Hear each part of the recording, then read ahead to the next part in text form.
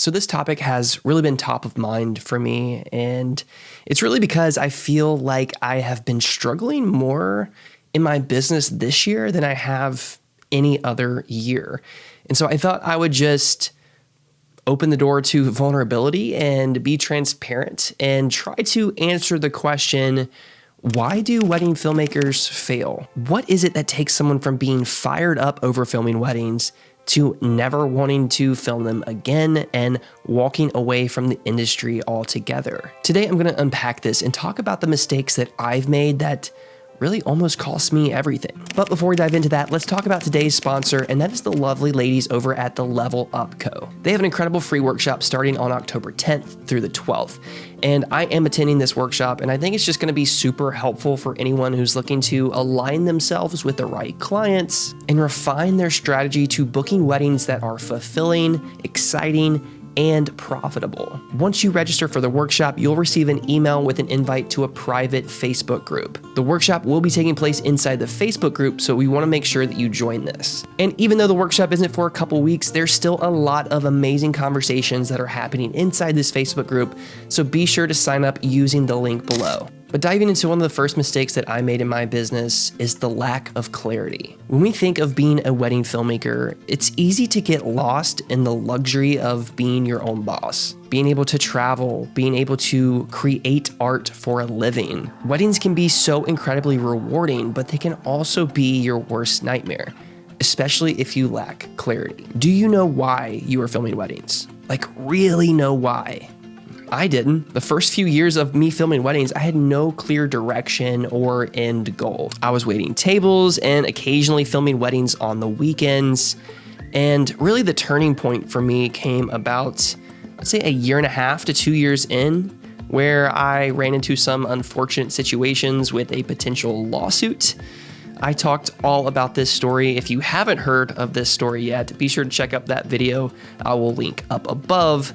But all of that to say, this one situation caused me to evaluate my goals, try to figure out what I even wanted to do, and which is why I quit weddings. I actually stopped filming weddings for a year after this situation, because the problem was that I lacked clarity. I didn't have any sort of identity within the types of films that I was making, the brand that I wanted to build, any kind of business knowledge. I had no idea the type of market that I wanted to serve, the type of clients that I wanted to work with, any of that. I realized that I was just filming weddings to practice my filmmaking skills and to make a little bit of extra money on the side. I treated it as a hobby, not a business. I didn't really see it as a career path or my end goal really for life. That is until I landed my first 9-to-5 job. So after I finished waiting tables, I went to the corporate world in videography, and I only lasted 2 months at this job. And that's when I realized that I guess I'm just not really suited for the corporate life. Corporate videography didn't fulfill me. I remember I was on my lunch break one day and I called my mom. I was like, I just don't want to do this anymore. I want to quit. I want to be a wedding filmmaker, because I knew that I was just not meant to be bound to a desk for 8 hours in the day, just mindlessly going through the workday and feeling so unfulfilled and insignificant in the work that I was doing, basically building someone else's castle while I just waste away. And that is when I found clarity. I suddenly realized why I wanted to be a wedding filmmaker. I wanted to make something for myself in my own way, to serve others intentionally and create a legacy, to be fulfilled in every aspect of my career, to be financially and creatively free, but most of all, to feel that the work that I was doing was and is important and meaningful to not just me, but to also other people. And while most of these areas happen instantaneously in the wedding filmmaking industry, the financial freedom and the creative freedom kind of took a little bit of trial and error. However, the solution to my main problem, which was lack of clarity, was that I needed to experiment and I needed to define my why. But then when I transitioned from a stable paycheck to a more infrequent paycheck, wondering when and where my next one was going to come from, you tend to make a lot of the wrong decisions. Which leads me into the second mistake that I made, which caused me to be overworked and underpaid. For me, I would say yes to every wedding that came my way. Didn't matter if they were completely wrong for me. It didn't matter that they didn't have a budget. I was determined and refused to go back to a desk job, which led me to booking over 42 weddings in 2017 that almost caused me to quit again. My pricing structure was all over the place. The quality of weddings wasn't where I wanted it to be.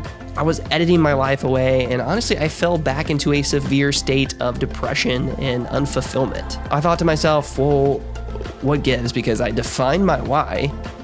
Then I realized I actually have to define my how. How can I build a business that is sustainable and effective in both serving my couples and my passion, all without burning out? And with my pace in 2017, the problem was that I was drowning in edits, I was overbooking myself, and I was undervaluing myself. So the solution to getting out of this mess was to set up a realistic price based on the services offered, the experience, and that was realistic within my local market. So I started connecting with other filmmakers, trying to talk shop, build community, seeing what they were charging for weddings and seeing how they structured their pricing so that I could get myself out of this rut. And through this season, while I know and learn that I really do enjoy filming weddings, I knew that I had a limit. So I had to set clear boundaries within my business so that I could have longevity within my business. That means that I have to learn to say no to projects that are under budget or that aren't a good fit for me and my style, which, if I'm being honest, I am still trying to master. And I think that it is just something that I'm going to be trying to perfect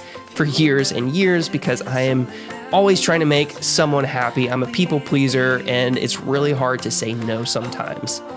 It gets easier. I will say, the longer you do this, it does get easier. But I know that it's not always easy to say no, especially if you can't afford it. So to that point, you have to film the weddings that no one's willing to do now so that you can film the weddings that everyone wants, which means that you have to unfortunately go through seasons of turbulence until you can get to the season of fulfillment. So the solution to overworking yourself and undervaluing yourself is to set up a realistic pricing structure based on the services you offer and the experience, to set boundaries within your business, to know your limit, and to learn to say no. But getting into the number one mistake that I made in my business that almost cost me everything, and that is over-investing in my business. So what I was doing was putting too much capital, too much time, and resources into my business without seeing a proportional return on my investment. I was spending way too much money on new gear, spending hours and time on edits that couples didn't order just for the sake of making them happy. And while that's great customer service, I should have had a little bit more business sense when navigating those conversations. And I was even over investing in people, which is second shooters or video editors, third shooters even, camera rentals, etc. So the problem was that I was spending too much on gear, I was giving away products for free, and I was over investing in contracts. Pouring all of your funds into your business without adequate return can cause so much financial strain and lead to debt, reduce your profit, and missed opportunities because you're having to make up for all of the spending mistakes. So the solution to getting out of this is creating a budget, setting up a limit of what you can spend and what you can't afford to, and focusing on your priorities. What areas and aspects of your business require investment for growth? Once you know what will have the most return, you can allocate those resources strategically. You want to be open to adjusting your strategies and relocating your resources, and even scaling back if things really tend to start shifting within the market. If you take a measured approach to how you invest your money within your business, you will notice a lot more sustainability and financial health in your business overall, which is something that I unfortunately just had to learn the hard way. Now, I'm not a financial advisor. I'm not an expert in this matter. I am just someone who has made a lot of mistakes. And honestly, I still struggle with some of these things from time to time. The truth is, I don't have it all figured out. I'm still learning, I'm still growing, and I think as long as we remain curious within this industry, we will still find success. Because with the wedding industry, it's going to continue to evolve, it's going to continue to grow, And so we need to be able to maneuver and adapt to these new environments so that we can thrive and always be in a season of fulfillment. And if you want to invest in your business for free, make sure you sign up for the Booking Bootcamp workshop. You can find the link below. This is going to be such an amazing resource for anyone in the wedding film industry who wants to level up their bookings this year. I am so excited. I know it's only a couple weeks away, but there is a ton of amazing conversations already happening in the Facebook group, so make sure you sign up below. And as always, thank you so much for watching this video. I hope you found it helpful and valuable in some way. If you did, it means so much if you consider liking and subscribing and leave me a comment. Let me know what are some of the mistakes that you have made in your business this year. Either way, I'd love to hear from you guys. So until next time, keep creating and telling beautiful stories. Peace.